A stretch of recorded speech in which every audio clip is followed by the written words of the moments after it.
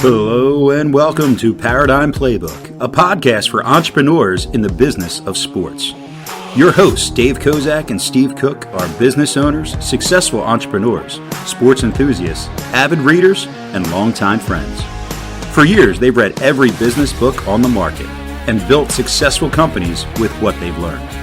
This podcast will give you the critical takeaways in just 15 minutes a week. It's a quick and easy playbook for building a winning sports business. And now, here are your hosts, Dave and Steve. Do you want your business to thrive? Visit us at ParadigmPlaybook.com and contact us today for expert assistance. Hello and welcome to Paradigm Playbook. My name is Steve Cook and I'm here without my partner Dave Kozak today, but we do have with us a very distinguished guest. Mr. Jeff Metzger is joining as a playmaker today, and we're going to talk to Jeff about his multiple interests in multiple businesses. Before I turn it over to Jeff, I'm guessing I've known Jeff for 40 years. It's pretty close to that. Jeff was a pioneer in the gymnastics club business, one of the very first, maybe the first standalone gymnastic club in the country, and is developed now into a multi-venue, multi-sport, huge complex in Cincinnati, Ohio. And I, every year, or the past few years, have got to participate in Jeff Metzger's boot camp, which is an education workshop for people in the sports business. And that's coming up in November. We'll tell you more about that at the end of the podcast. But for right now, welcome, Jeff. Steve, thank you. Appreciate you having me on and the illustrious introduction as well. So if you want to just take a couple minutes and go back a few years and tell everyone how you got started in this business and, you know, what the inspiration was. Were you always an entrepreneur? Where did this all come from? No, I was not always an entrepreneur. I was coached through and through when I started in this business. As a matter of fact, I wasn't even coach. I had no idea I enjoyed teaching children. I was at the University of Cincinnati in engineering school, and the academic world and I really never did see eye to eye. I muddled my way through 4 years there when an injury pretty much ended my gymnastics career at the university.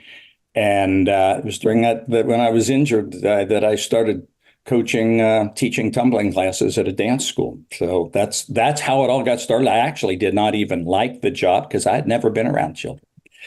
But for some reason, I stuck with it long enough to begin to enjoy it, then did the next logical thing, which was drop out of engineering school to take a few part-time jobs teaching tumbling and gymnastics here and there across the city, all part-time, and continued to fall in love with the teaching and coaching aspect of gymnastics. And then the next logical thing was start my own club. So that was. Is that logical? It's logical. It's logical to many of us, actually, to some of us. So, we often talk about that entrepreneurial seizure, the point where you're working for someone else and it just hits you and say, well, I could do this on my own. And that is an exciting and scary moment all the same. So when was that? When did that happen to you? Say, okay, I'm going to do this on my own. The impetus that implies that I really had some business aspirations. I had no business aspirations. I just wanted I wanted a platform for my coaching habit. And where I was coaching it, I wanted more time. I was coaching at a Y. I wanted more time. I wanted more equipment and the conflict between the gymnastics and all the other sports that the Y had to serve. So it was really out of frustration that I wanted a better coaching environment. So it wasn't an entrepreneurial seizure that I'm going to start a business. It's that I've got to open my own gym club if I want to have a job in the coaching world. Yeah. So you basically created your own job. I did, very much so, yes. And I worked very, very hard at that job. I think many of your listeners probably understand what I'm saying there. I worked in the business like most of us or many of us did for about 5 years. So this whole thing started in 73, and it was at 78, 79. I hit a bottom, and I'd really reached classic burnout. And I won't go into that particular story on that particular day when I realized and said to myself, I've either got to figure out how to run a business or I got to get out of this gig and go work for somebody else. And that's when I decided I'm going to learn how to run a business. Yeah, I think many of us, including many of our listeners, got into this business, and it's the accidental entrepreneur is that it happens to you, not because of you. And then you're in there and you got to figure it out. And it's kind of our purpose at Paradigm Playbook is to help people along that journey, because most of us didn't have the passion for business that we had for coaching or for the sport we're in. Just so you know, so we have listeners from different, so they may own a dance school, a gymnastic club, a soccer facility, a pickleball facility, or a swim school. And it just so happens we're lucky to have Jeff here because he basically has all of those. And it's a very unique. So before we move into current day status, go back and paint a picture of that first gym, the first one that was yours. The first one, you made a mention of one of the first gymnastics school. Actually, our claim is not the first gymnastics school, but to my knowledge, in 1977, we built the first custom-built gymnastics school, complete with pits. I'd heard that the Soviet Union had holes in the ground filled with foam rubber. I said, I'm going to make me one of them. So we had 2 pits, and that was in 1977. But I will say that was our third iteration. I started in a church basement, and then went into a small rented facility for about a year and a half. And I realized that the rent was going to be continued to be raised on me. And I said, gee, I've got to get out of this game. And so that was in 1977 when we built that first custom-built gymnastics school in the nation. It's 5,800 square feet. And I know I still can visualize every square foot of that building. And I'm sure at the time that sounded huge to you. And now it's like an oversized closet to you. But you can make whatever you have work. And we have many clients that come to us thinking, I need 15,000 square feet. Well, in reality, you don't need that. And with 5,800 or 5,000, you can create a wonderful gymnastic program. You just have to, manage, your resources. Absolutely. It's not the size. I've seen some wonderful operations operating on 4,000, 5,000, 6,000 square feet. So in my opinion, the size of the business should not even play into somebody's thinking. What I believe very strongly that should play into people's thinking is the need to continuously change and improve. And if that becomes, as it was started in our culture pretty much from the beginning, with constant improvement, constant change. If you are proceeding down that path and genuinely changing things for the better day in and day out, then what happens is that every now and then you need to bust out a wall or find a bigger building because of all the little things, all the little improvements that have been going on behind the scenes. One of the topics that Jeff and I frequently talk about is the need for you to grow personally while you're growing your business. Otherwise, the business can get ahead of you. And then, I'll let you talk about that a little bit, but I also want you to touch on the need to grow their staff. Otherwise, you can outgrow your employees. So the importance of, and you've done a wonderful job with this, Jeff's staff is top notch. We're just waiting for the point. Maybe you've seen it where they pass you in terms of ability and knowledge and everything else, but they're wonderful. But it's because Jeff set the stage for them to grow within it. So tell us about some of the harder lessons that you've learned along the way. What was hardest? Managing people, managing finances, building a building. What was the hardest thing? I heard, and I believe, and I may fail on who this quote was from. I believe it may have been a gentleman named Dennis Waitley, But he said, no, it was Augmendino. Okay. Successful people do the things that unsuccessful people don't like to do, or similar.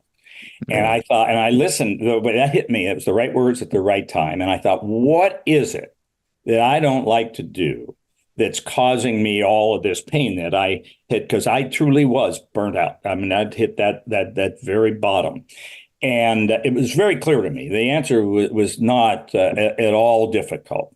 And what I did not like to do would be dealing with any kind of touchy or sensitive people problems. My mindset at the time is, why can't these children masquerading as adults just grow up and become responsible and do their job so that I can do my job, which was to coach the kids. And I realized that mindset was my greatest limiter. And I was really getting in my way, and that if I could really truly learn what motivated people and create a business where people could thrive professionally, but also personally, that I could, if you will, and this was my thinking at the time, I could get ahead of the pack. I could separate myself or separate my business from the rest. Because in that era, and I'm talking about this epiphany moment or these epiphany years, were 78, 79. I'm 28, 29 years old, and pretty much our entire industry at that time had the same mindset that I did. And everybody was there. Everybody had their club. They wanted to coach, and the business was more or less a necessary evil. And I thought, if I can crack that code of really learning what motivates people and how to create a business where people can thrive, then that'll make the difference. And there's no doubt that it did. That my business within 2 years changed entire scope and culture in my business. And frankly, we've never looked back since. So did you find that you had staff that was open to this learning, or did they not know it and not know that they didn't know? Were they open to it? There was pushback along the way during this, if you will, transition years, and people who had, if you will, kind of grown up with me before these transition years, these epiphany years.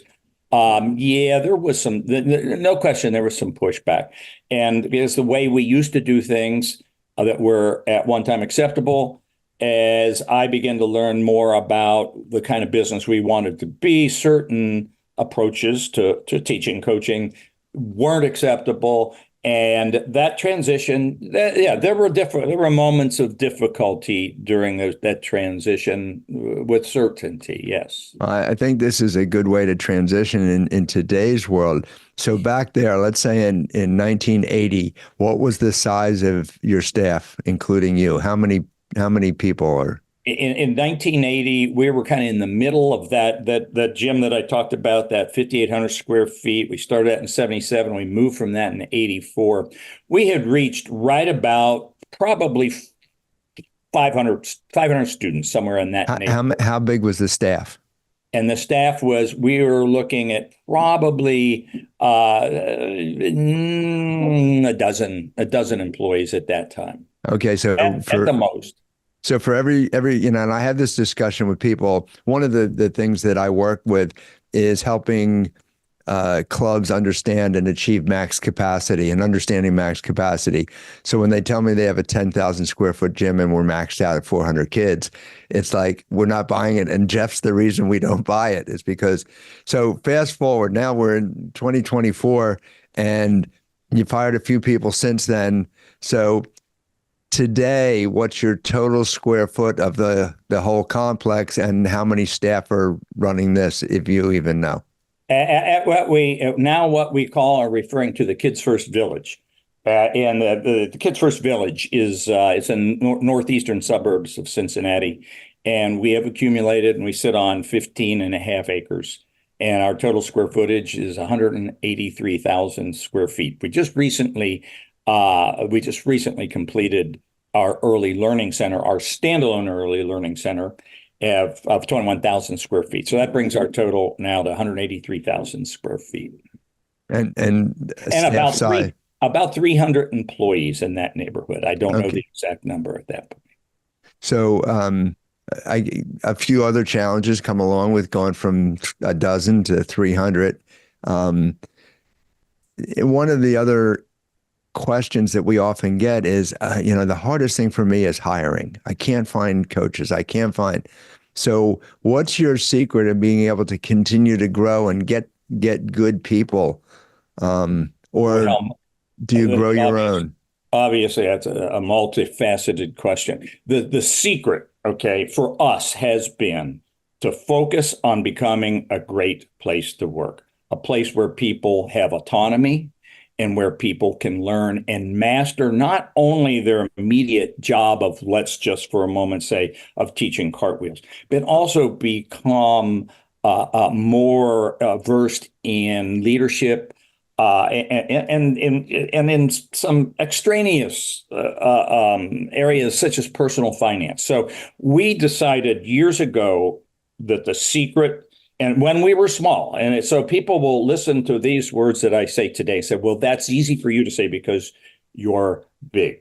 But I can tell you that this thought process is what allowed us to become the size that we are, is that the only way to get and keep great people is to have a great place to work that attracts those people. So one by one, and it's very slow and it's very arduous at first, one by one, people begin to see your operation as one who they would like to work for. And they begin and then slowly begin to seek you out. And we have now really kind of reached a critical mass in that. And I'll say this, that it is much easier for us to run a business with our knowledge and our experience, because of our knowledge and experience in culture building and leadership. I would far rather run a business of 300. It's far easier than running a business that has 6 or 8 or 10 employees. The impact of that one great person leaving you when you have 6 or 8 or 10 employees is far greater than the same thing happening when you have that larger business. Now, there are other challenges that come with that large business. So I'm not advocating everybody should seek to become, should seek to be a business that has 300 employees.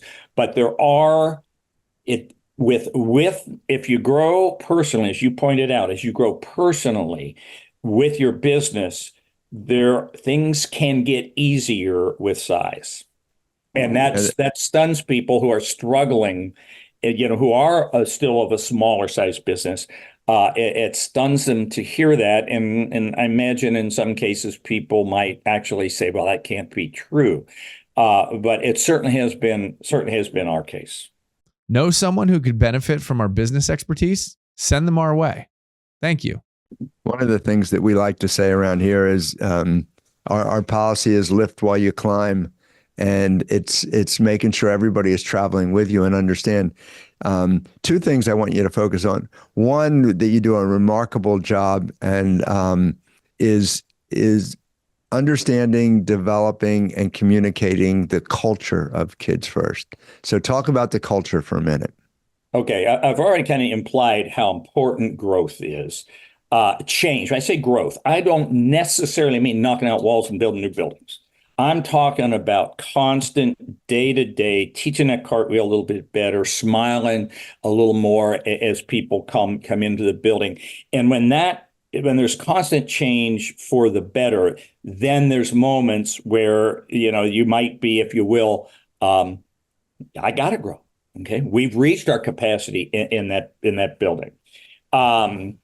And now to your question, Steve, rephrase your question. Make sure that I stay on point on that.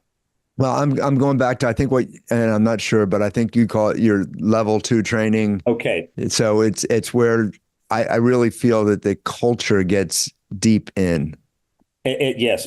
So I emphasize growth, but that's the point that is your question, where I lost my train of thought. The focus and the foundation of it all is having a culture that attracts people, that that think the same way that you do and that fit into your way of thinking and to your way of doing business.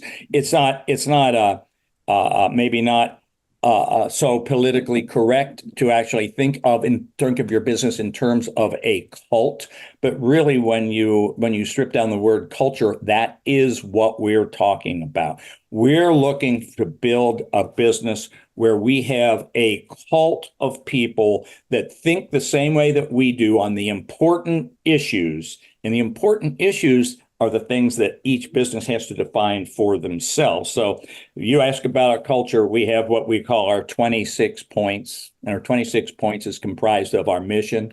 It's 7 unifying principles, 11 teaching principles, and 7 hiring mantras. And it's those 26 points that define that culture. And people say, well, really, you're trying to build a cult. And I say, yes, the answer is we need people to think the same way we do at the foundational level. And when we find people that think that way at the foundational level, then we can actually encourage all sorts of difference and diversity at those things that don't matter. And when I talk about the foundational level, I'm talking about things such as trust and respect and how we treat each other. When we get that right and everybody's aligned there, then we can be wildly different in the way we go about things. Another definition that we use to make that a little clearer is our first hiring mantra is hire the character and train the skill. And I've had people say, well, I've heard you say, Jeff, hire the personality, train the skill. And I said, wait a minute. I never said hire the personality, train the skill. I said, hire the character and train the skill. So when I say character, when we're aligned at issues of character, then we can have wildly different personalities there. So that's really kind of our culture and it is amazing how the diversity we have in our staff, but also how unified we are at the foundational level, at the cultural level, at the level that matters. A couple of things that really strike me every time I'm there is one, you can imagine with 300 people, the business is departmentalized and they have department leaders and people that are running different things. But how quickly one department jumps in to help another one. So, you're short staff in preschool and your competitive coach jumps over to do a preschool class, or the ninja coach comes over to teach, forward rolls. So that is amazing to me. And I think that's a sign of when not what you're telling people the culture is, you're showing people what the culture is. Well, I'm so glad you brought that up. That you're right. That happens all the time. Everybody is, and that has to do with our hiring practices and the fact that we hire for that type of individual.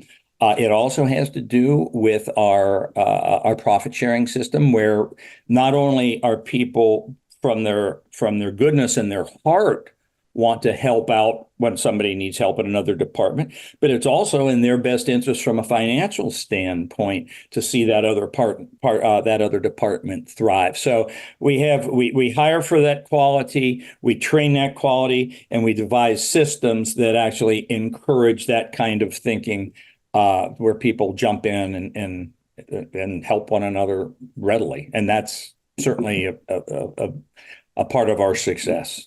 Yeah, I think one of the books that we've reviewed here is a book called Drive by Daniel Pink. And he talks about why people, what drives them to work. And this never more clear than my first boot camp when, and you said it today, you used Daniel Pink's exact words almost, that people, they want to get paid and they want benefits, but they come to work for autonomy, mastery, and purpose. Mastery, and purpose, yes. And that's what they have at Kids First, which, by the way, let's talk about that. When did it become Kids First? When did the name come about? Because I know you didn't start as Kids First. Right, correct. So our iteration 1 was a church. Iteration 2 was a small rented facility. Then there was 3, and that was the 5,800 square foot custom built. Then we built a palace in 1984, and we refer to that. Anybody who's been to boot camp has heard me refer to the brown box. Yeah. Now that was 22,000 square feet, and we outgrew that. So it was in 1998 when we decided we wanted to be more than a single dimensional gymnastics school, and we redefined ourselves not as a gymnastics school, but as children's instructional services. So it was in 1998 that we built the Kids First building of 86,000 square feet. And that's when we rebranded from our original name of Queen City Gymnastics to become Kids First Sports Center. It's kind of like the moth becoming, or the caterpillar morphing into the butterfly. So that was our rebranding moment, 1998. Okay, so it's so exciting and so much fun. So you can jump to a conclusion that say, well, Jeff made all the right moves. So, and people will say, oh yeah, he was lucky with that and he did that. And how'd you know to open up a swim school when all your experience was in the gym? So convince people that not everything went perfectly.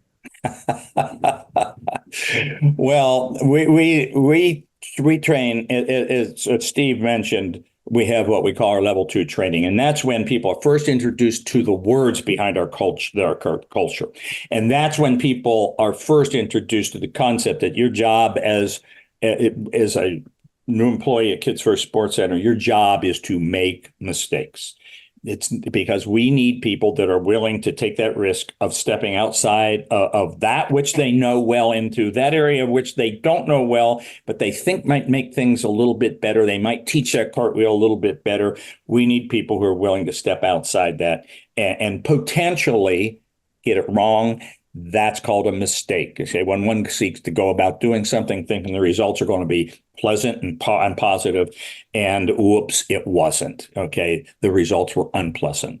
So we encourage mistakes at every level of employment, and we live by it at the executive level too. Well, I think what Steve's referring to is I have taken the time to accumulate and capture the data behind all the programs that we have started at Kids First Sports Center. And I refer to that as the Kids First graveyard of programs. And the list when I look at that list, seems infinitely long. I really don't know the number. I would actually have to get that list in front of me. But I'm going to say, let's just say it's pushing near 100. And our success rate is right at, how ironically, but we're batting 333 there. We've had 2 out of 3 of our programs over the decades have been failures. 1 out of 3 has been the big hit or the big success. Some of those failures lasted 2 or 3 weeks, or maybe 2 or 3 months, I should probably more accurate. Some of them lasted 2 or 3 years or maybe more. But yet, when we look at that list of programs that we've had over the years, say it's near 100, well, only 33 of them have been successes and are still alive today. So I've actually captured that list, and we've got the date of birth and the date of death of XYZ programs. So it's always a treat to look at that for me. At boot camp, we sit around, and when we start talking about that, it's amazing how you get everyone to open up and say, well, yeah, I made a bigger mistake than that. I got to tell you. And that was the epiphany that I had, that Jeff actually stood up there and read out his graveyard. And I'm thinking, I ought to do that, because the tendency is to want to hide the graveyard, but the smart, the intelligent, the successful people take pride in what they've tried. So that's good. We're running out of time, so I want to go back to, we have. So what are we at? What boot camp is coming up? 75? 73.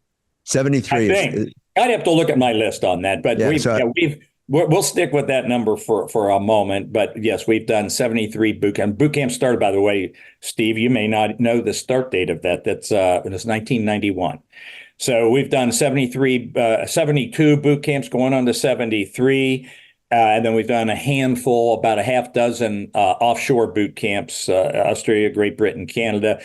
We don't count those, though. We're talking USA at Kids First Sports Center. This is number 73. And how do you describe boot camp? Tell us what it is. Boot camp, it's a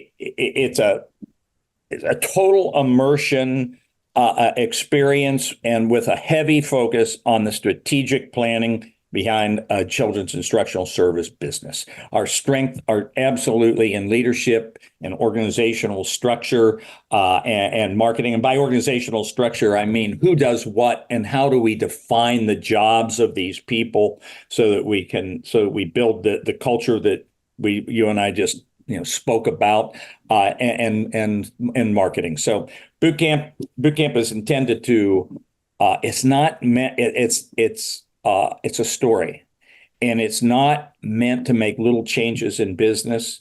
It's meant to change the entire thought process of business people and the entire scope of their business. So it's something that it's one of my greatest, if you will, accomplishments. We got a huge business back home in Cincinnati. We also have another operation called Kids First 2. We haven't even spoken about that. Steve, you don't know. We're looking. We're just. Uh-oh. Oh no, yeah, we're looking at 8. We were looking at 8 beautiful acres in northern part of northern Mason at duplicating the Kids First Village. So we failed on that piece of land. It didn't work out, but we're still meeting with commercial realtors, et cetera, on that. So boot camp. Boot camp is about how to build a business that truly that gives you the emotional gratifications that most of us went into business to seek, and as well as the financial gratifications that come with running a great business. My only regret about boot camp is that it took me so long to get there, and I tell that to everybody I meet, and trying to encourage my clients to take a look at this, because if you're, one of the things that you have to do in business is invest in yourself. And that's what I look at boot camp. This is invest in yourself, whether Jeff is talking about open book management or running a P&L or generating a gross profit and a net profit, or financing or setting up a commission or a bonus program for staff. There's so many things, and he hits on all of it. So just to warn you, it's 4.5 to 5 days. They don't call it boot camp for nothing. Right. And it's intense in its learning as well as it's fun. And I don't want people to, think that you force them to put their head in a book and study for 5 days, because we do have a lot of fun there, and it's great. Niall, if you could pull up the website for, I think it's Jeff Metzger's boot camp. MetzgerBootcamp.com. MetzgerBootcamp.com. There we go. Let's see. I just want there we go. So share it so everybody can see it. There we go. So it's we're Steve, November. For listeners, what I make the point is I guarantee this to be the best business experience of your lifetime, and in parentheses, including that MBA if you happen to have one. And we have had multiple MBAs that actually stopped after, make the point afterwards to say, hey, you were absolutely right. I gained more about this. I learned more about running a business here than I did in my 4 years during my MBA. And if anyone needs something more than Jeff or I describing boot camp, you're welcome to email me or call me or text me, and I'll send you attendees that have been there that will just rave about it. So, this is just part of the staff, part of the presentation staff. And Jeff has, when it's all said and done, there's 20 to 25 different people presenting different things, some for 2 minutes and some for 2 hours. And it's just awesome. Jeff, I really appreciate it. I told you I stick close to my time, but I've gone over, but it's well worth it. This is exciting. And anybody wants to know more about boot camp or more about Jeff Metzger, what's the easiest way for someone to reach you? Is there an email address, or is it through? Let's do info@metzgerbootcamp.com. There you go. And there's that email address, and that'll go directly to Megan And Megan is one of our speakers. She's president of Kids First 2, vice president of Kids First, and she does all the administrative work for boot camp. She's awesome. She's awesome.